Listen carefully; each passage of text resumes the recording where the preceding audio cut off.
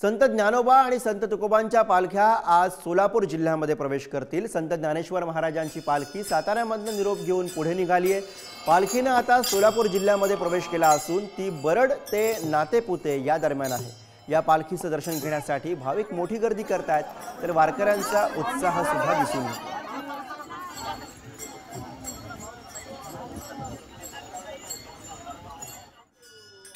आणि याच विषयी आपण अधिक बोलूयात। प्रतिनिधी सुजित काळंगे सध्या आपल्या सोबत आहेत, थेट त्यांच्याकडे जाऊयात। सुजित, कशा पद्धतीने आजचा हा वारीतला प्रवास असणार आहे, कसा उत्साह आज अनुभवायला मिळतोय?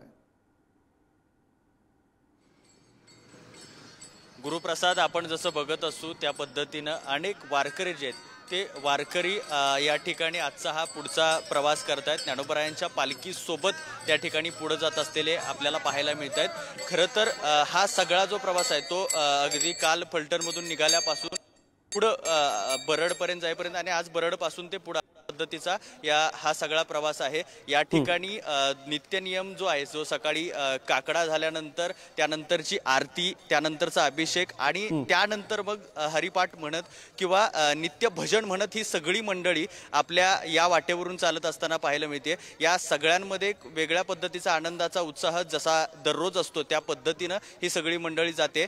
उद्या रिंगण पार पडणार आहे, त्याच्या संदर्भाने सुद्धा पालखीमध्ये काही एक आज तयारी सुरू आहे किंवा त्याचबरोबर या सगळ्यांच्या पताका, या सगळ्यांचे मृदंग, या सगळ्यांचे टाळ, या सगळ्यांसह याच्या घोषामध्ये ही सगळी मंडळी पुढच्या दिशेने निघालेली आपल्याला पाहायला मिळते। आज दुपारचा मध्यंतरीचा विसावा होईल आणि मग त्यानंतर पुढची दिशा त्या ठिकाणी ठरवत ती मंडळी पुढे जाईल।